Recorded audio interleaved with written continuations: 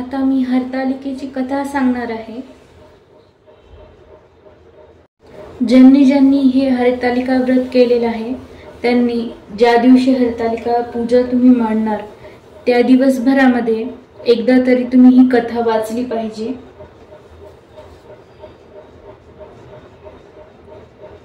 तर मी कथेला सुरुवात करणार आहे। हरतालिका व्रत केल्यानंतर कहाणी सांगितली जाते। ही कहाणी आहे शिव पार्वती यांची। ही कहाणी वाचल्यानंतर किंवा ऐकल्यानंतर व्रत पूर्ण होते असेही सांगितले जाते। तुम्ही सुद्धा हरतालिकेचे व्रत केल्यानंतर कहाणी नक्की वाचा। कहाणी श्री हरतालिकेची। एके दिवशी शंकर पार्वती कैलास पर्वतावर बसले होते। पार्वतीने शंकराला विचारलं, महाराज, सर्व व्रतात चांगलं व्रत कोणतं? श्रम थोडे आणि फळ पुष्कळ असं एखादं व्रत असेल तर मला सांगा, आणि मी कोणते पुण्याईनं आपले पदरी पडले हेही मला सांगा। तेव्हा शंकर म्हणाले, जसा नक्षत्रात चंद्र श्रेष्ठ, ग्रहात सूर्य श्रेष्ठ, 4 वर्णात ब्राह्मण श्रेष्ठ, देवात विष्णू श्रेष्ठ, नद्यात गंगा श्रेष्ठ, त्याप्रमाणे हरतालिका हे व्रत सर्वात श्रेष्ठ आहे। ते तुला सांगतो। तेच तू पूर्वजन्मी हिमालय पर्वतावर केलंस आणि त्याच पुण्यानं तू मला प्राप्त झालीस। ते ऐक। हे व्रत भाद्रपद महिन्यातील पहिल्या तृतीयेला करावं। ते पूर्वी तू केलंस ते मी तुला आता सांगतो। तू लहानपणी मी तुला प्राप्त व्हावं म्हणून मोठं तप केलंस। 64 वर्ष तर झाडाची पिकली पानं खाऊन होतीस। थंडी, पाऊस, ऊन ही तिन्ही दुःख तू सहन केलीस। हे तुझे श्रम पाहून तुझ्या वडिलांना फार दुःख झालं व अशी कन्या कोणाला द्यावी अशी त्यांना चिंता पडली। इतक्यात नारद मुनी तिथे आले। हिमालयानं त्यांची पूजा केली व येण्याचं कारण विचारलं। तेव्हा नारद म्हणाले, तुझी कन्या उपवर झाली आहे, ती विष्णूला द्यावी, तो तिचा योग्य नवरा आहे। त्यांनीच मला तुझ्याकडे पाठवले आहे, म्हणून मी इथं आलो आहे। हिमालयाला मोठा आनंद झाला। त्यांनी ही गोष्ट कबूल केली। नंतर नारद तिथून निघून विष्णूकडे आले। त्यांना ती हकीकत कळवण्यात आली व आपण निघून दुसरीकडे गेले। नारद गेल्यावर तुझ्या वडिलांनी ही गोष्ट तुला सांगितली। ती गोष्ट तुला रुचली नाही, तू रागावलीस। असं पाहून तुझ्या सखीनं रागावण्याचं कारण विचारलं। तेव्हा तू सांगितलंस, महादेवा वाचून मला दुसरा पती करणे नाही असा माझा निश्चय आहे। असं असून माझ्या वडिलांनी मला विष्णूला देण्याचं कबूल केलं आहे। ह्याला काय उपाय करावा? मग तुला तुझ्या सख्यांनी एक घोर अरण्यात नेलं। तिथं गेल्यावर एक नदी तुझ्या दृष्टीस पडली। जवळच एक गुहा आढळली। त्या गुहेत जाऊन तू उपवास केलास। तिथं माझं लिंग पार्वतीसह स्थापित केलं, त्याची पूजा केलीस। तो दिवस भाद्रपद शुद्ध तृतीयेचा होता। रात्री जागरण केलंस, त्या पुण्यानं इथं माझं आसन हल्लं। नंतर मी तिथं आलो, तुला दर्शन दिलं आणि वर मागण्यास सांगितलं। तू म्हणालीस, तुम्ही माझे पती व्हावं, याशिवाय दुसरी इच्छा नाही। नंतर ती गोष्ट मी मान्य केली। मी गुप्त झालो। पुढे दुसऱ्या दिवशी ती व्रतपूजा तू विसर्जित केलीस।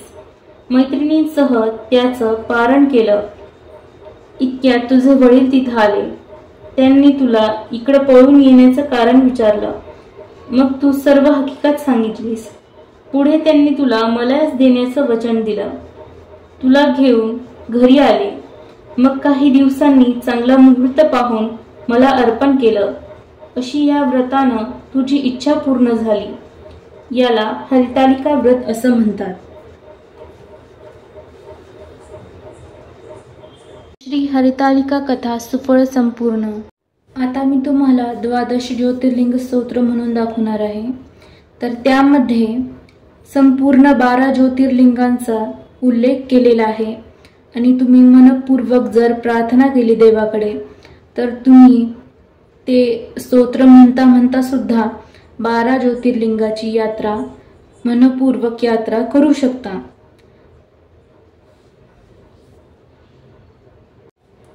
सौराष्ट्रे सोमनाथे च श्रीशैल्य मल्लिकार्जुन महा उज्जन्या महाकालम ओंकारम ममलेश्वरम पारल्या वैद्यनाथं च डाकिन्या भीमाशंकरम सेतुबंधे तु रामेशं नागेश द्वारकावने वारण्यसात वैश्वंशं त्र्यंबकं गोमती तटे हिमालये तु केदारं गृष्णेश तु शिवालये एतानि ज्योतिर्लिंगानि सायप्रातपटेचर सप्तजन्मत्कृपत्पापं स्मरेण विनश्यतिः इति 12 ज्योतिर्लिंग स्तोत्रम संपूर्णम। आता मी आरती करणार आहे।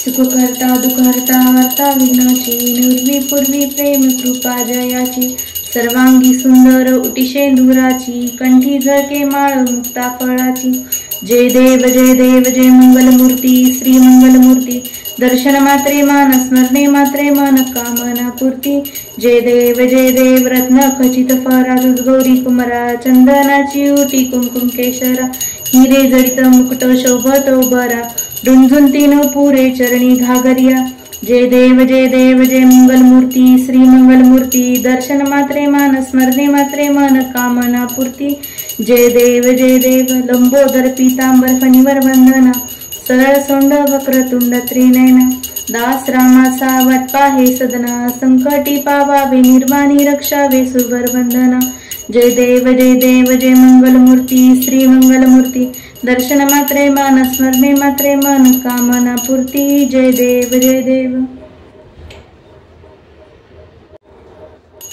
लवथवती विक्राळा ब्रह्मांडी माळा विषकंठ काळ त्रिनेत्री ज्वाळा लावण्य सुंदर मस्तकी बाळा ते दुनिया जळ निर्मल बाहे जुळजुळ जय देव जय श्री शंकरा स्वामी शंकरा आरती ओवाळू भावार्थी ओवाळू तुझ कर्पूर गौरा जय देव कर्पूर गोळा भोळा नेनी विशाळा अर्धांगी पार्वती सुमनाच्या माळा विभूतीचे उधळण शितिकंठ निळा ऐसा शंकर शोभे उमा वेल्लाळा जय देव जय जी शंकरा स्वामी शंकरा आरती ओवाळू भावार्थी ओवाळू तुझ कर्पूर गौरा जय देव देवी दैत्य सागर मंथन पै केले त्या माझी अवचित हलहल जे उठले ते तो असुरपणे प्राशन केले नीळकंठ नाम प्रसिद्ध झाले जय देव जय श्री शंकरा स्वामी शंकरा आरती ओवाळू भावार्थी ओवाळू तुझ कर्पूर गौरा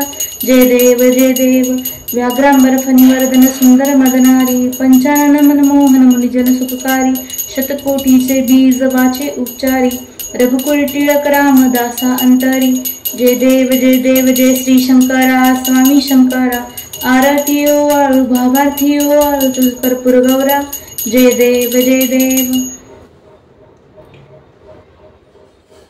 कर्पूर गौरम करुणावतारम संसारसारम भुजगेंद्रहारम सदा वसंतम हृदयारविंदे भवम भवानी सहितम नमामि घाले लोटांगण वंदीन चरण डोळ्यान पाहिन रूप तुझे प्रेमी अलिंगिरानंदी पूजिन भावे वाईन महे नमा त्वमेव माता पिता त्वमेव बंधु सखा त्वमेव विद्या द्रविडं त्वमेव सर्वं मम देव कायेन वाचा मनसेन्द्रियैर्वा बुद्ध्यात्मना भा प्रकृति स्वभाव करोमि यज्ञं सकलं परस्मै नारायणायति समर्पयामि अच्युतं केशवं राम नारायणं कृष्ण दामोदरं वासुदेवं हरि श्रीधरं माधवं गोपिकावल्लभं जानकी नायकं रामचंद्रं भजे हरे राम राम हरे हरे हरे कृष्ण कृष्ण कृष्ण हरे हरे हरे राम राम हरे हरे हरे कृष्ण कृष्ण कृष्ण हरे हरे।